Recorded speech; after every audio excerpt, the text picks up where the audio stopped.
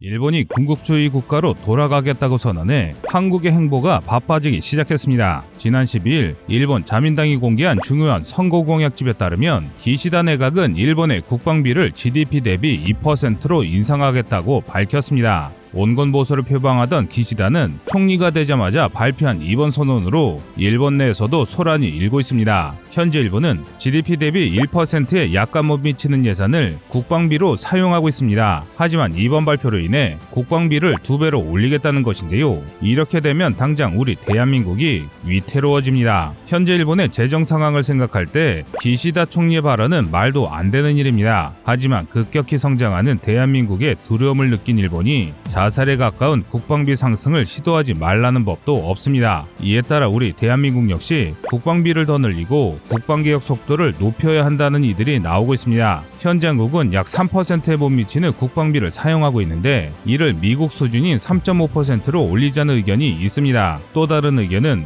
일본처럼 2배로 올려야 한다는 과경론자들까지 정말 다양한데요. 그런데 우리의 국방비를 올리기 전에 선행되어야 하는 게 있는데 바로 군대의 혁신이 필요합니다. 특히 군병력의 대부분을 차지하는 우리 육군이 미래전 체제에 맞게 재편되지 않는다면 아무리 많은 예산을 퍼붓더라도 의미가 없습니다. 현재 우리 국군은 국방개혁 2.0의 실현을 위해 아미타이거 워리어 플랫폼 육군사단의 여단전환 등 다양한 과업을 수행하고 있습니다. 하지만 이를 상세히 아시는 분은 그리 많지 않은데요. 그래서 준비했습니다. 오늘은 한국 육군이 진행 중인 혁신개혁에 대해 알아보겠습니다.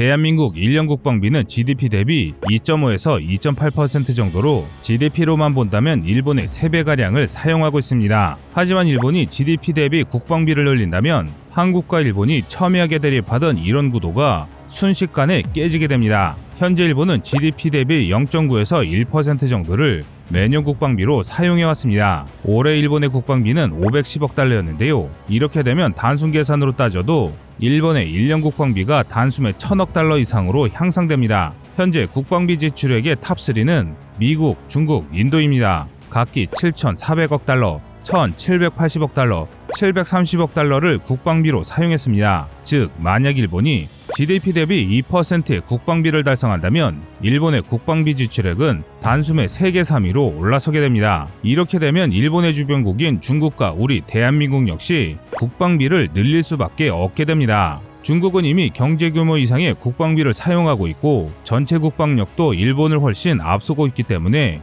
일본이 국방비를 올리던 말던 큰 차이가 없습니다. 하지만 한국은 그들과 사정이 다른데요. 겨우 일본과 대등한 수준까지 올라왔는데 이에 불안한 일본이 국방비를 올린다면 앞으로 대한민국이 받을 압박이 클 것은 당연합니다. 2021년 현재 대한민국의 국방비는 480억 달러입니다. 전문가들은 일본이 GDP 대비 국방비 비중을 늘리지 않을 경우 5년 안에 한일 국방비가 역전될 것으로 전망 중이었습니다. 그러나 일본이 국방비 2배 증액을 선언하면서 한국과 일본의 격차가 순식간에 벌어질 상황에 놓인 것이죠. 이에 따라 국내 일각에서는 대한민국 역시 GDP 대비 국방비를 증액해야 한다는 의견이 힘을 얻고 있습니다.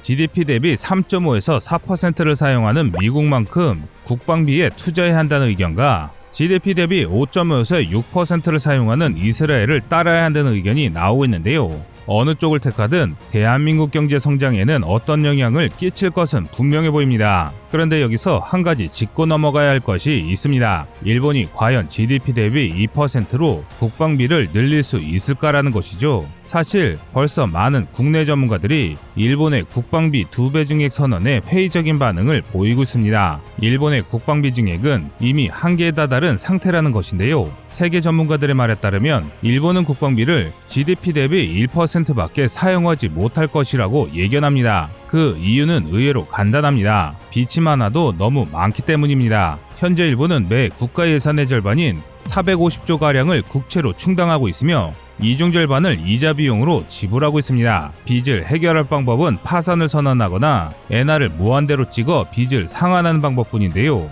전자는 일본의 즉각적인 붕괴를 뜻하고 후자는 엄청난 인플레이션이 발생하며 종국의 일본의 경제가 무너지는 사회 현상이 발생합니다. 이 때문에 무한대로 돈을 찍어내면 엔화의 가치를 종이뭉치로 전락시켜버리는 일이기 때문에 이마저도 어려운 일입니다. 즉 어느 쪽이든 일본이 선택할 수 있는 방법은 아니란 것입니다. 그런데 이 상황에서 국방비를 늘린다는 것은 그 의도가 분명합니다. 과거 중세 이전 군대를 이용해 전쟁을 통한 약탈로 재화를 확보하겠다는 뜻입니다. 하지만 이 역시도 그리 좋은 수단은 아닙니다. 경제 성장과 군대 확장을 위해 엄청난 국채를 끌어쓴 뒤 이를 전쟁으로 갚으려다 망했던 나치 독일이라는 사례가 있기 때문입니다. 또 지금의 대한민국은 과거 힘없던 대한제국이 아닙니다. 그러니 일본 정치인들이 제정신이라면 일본이 국방비를 늘릴 일이 절대 없다고 보는 것이 맞습니다. 그런데 문제가 있습니다. 일본 정치인들이 상상 이상으로 무능하고 멍청하다면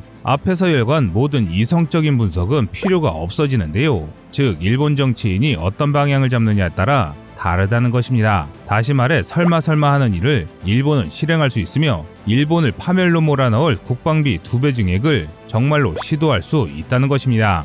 애당초 신임 총리가 국방비 증액을 입에 담았다는 것부터가 말이 되지 않는 상황입니다. 총리가 국방비 증액을 입에 담은 이상 2배 증액은 아니더라도 상당한 규모의 국방비 증액이 이뤄질 것은 분명한데요. 이에 따라 우리 역시 국방비를 증액하고 군대를 혁신할 수밖에 없는 상황이 됐습니다. 대한민국 육군은 건군 이래로 쉼없이 군을 혁신하고 발전시켜왔습니다. 제대로 된 전차와 비행기가 없어 북한에 형편없이 밀렸던 국군이 전후에는 다수의 기갑 장비로 무장한 70만 대군으로 진화했습니다. 또 2000년대 이후로는 미군이 주장하는 군사혁신 RMA를 따라 군제를 개편하고 첨단 감시정찰 전력을 확충했을 뿐 아니라 지휘통제 능력을 개선 중입니다. 하지만 중국이 한 해 200조를 국방비로 사용하고 일본이 국방비 100조 시대를 열겠다고 선언했습니다. 이 때문에 한국 육군에 대한 비판이 상당합니다. 그래서 한국 육군은 이를 개선하기 위해 모든 군사작전을 독자적으로 수행할 수 있도록 여러 개혁을 추진하고 있습니다. 그 대표적인 사례가 바로 아미타이거 4.0과 워리어 플랫폼입니다. 아미타이거 4.0은 첨단과학 기술을 접목한 미래 지상전투체계로 드론봇 전투체계, 워리어 플랫폼과 함께 육군을 대표하는 3대 전투체계인데요. 이는 미래 첨단과학 기술이 구현된 지상전투체계를 의미합니다.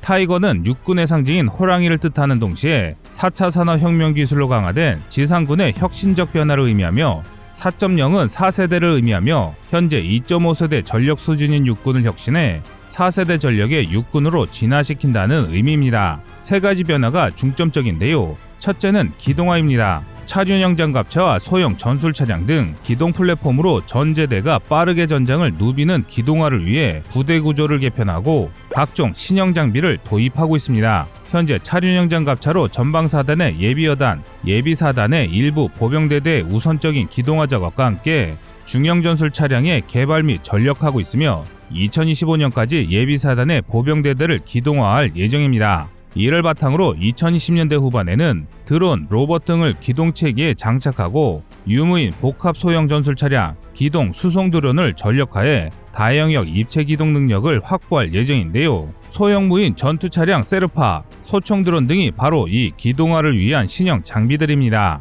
이에 따라 2030년대 중반이면 대한민국 육군의 모든 부대가 기동작전을 수행할 수 있는 기동화 상태가 완료됩니다.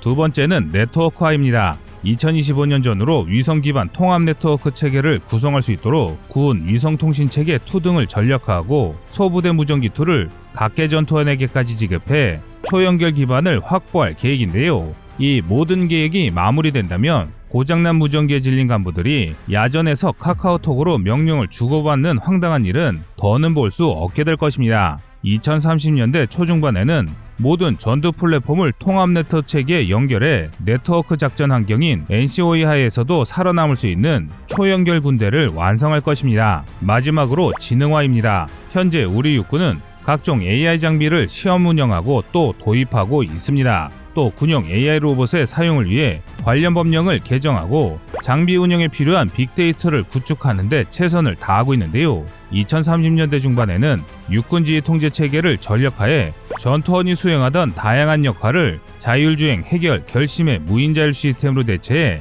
작전 효율을 높이고 전장 공포에 의한 오류를 최소화한 지능화 군대를 구축할 계획입니다. 육군은 2023년까지 전투 실험을 마치고 2024년과 2025년에는 차륜형 장갑차 2개 대대 규모를 시험 운용한 후 사여단급 부대를 대상으로 아미타이거 4.0을 단계적으로 확대하며 미래 지상전력을 보강할 계획입니다.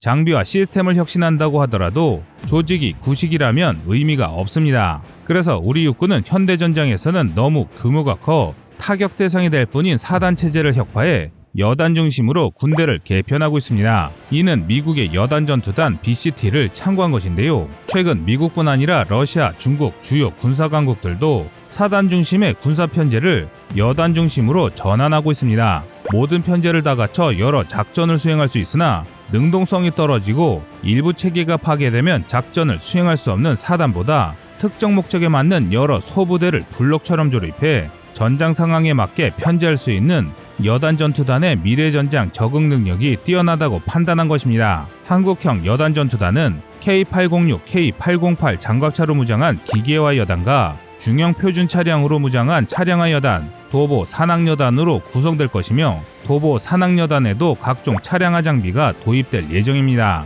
이게 다가 아닙니다. 소대 대대 단위의 창급 부대의 전투력을 강화하기 위해 워리어 플랫폼을 도입하고 있는데요. 워리어 플랫폼은 신형 전투복과 전투장갑, 전투환경, 각종 보호대 및 야간 투시경과 소총 조준경, 방탄복 등을 일반 보병에까지 지급해 우리 육군 보병의 전투력을 획기적으로 향상시킬 미래 보병 육성 계획입니다. 이 계획에 따르면 앞으로 우리 장병들은 그동안 논란의 중심이었던 6.25 때 썼던 수통 교체와 80년대 만들어진 모포 그리고 턱 밑 틈새로 체류탄이 스며드는 불량방독면을 모두 교체하게 됩니다. 하지만 아직 해결해야 할 문제도 많습니다. 아직까지 최저가로 입찰한 업체가 선정되는 입찰 구조로 인해 군이 원했던 장비와는 전혀 다른 엉터리 장비가 채용되거나 ROC를 작성하는 전문 인력 부족으로 인해 전장에 쓸 수 없는 장비가 도입되는 말도 안 되는 일이 발생하기도 합니다. 때문에 이런 문제가 해결되기 위해서는 군의 인사제도와 국방장비의 입찰제도가 개선되어야 합니다.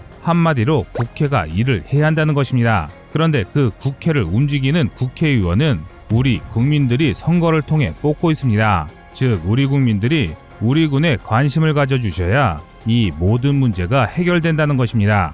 여러분의 생각은 어떠신가요? 시청자님의 현명한 의견을 댓글로 남겨주시기 바랍니다. 여러분들의 좋은 의견이 좋은 영상을 만드는데 많은 힘이 됩니다. 이상 꺼리튜브였습니다.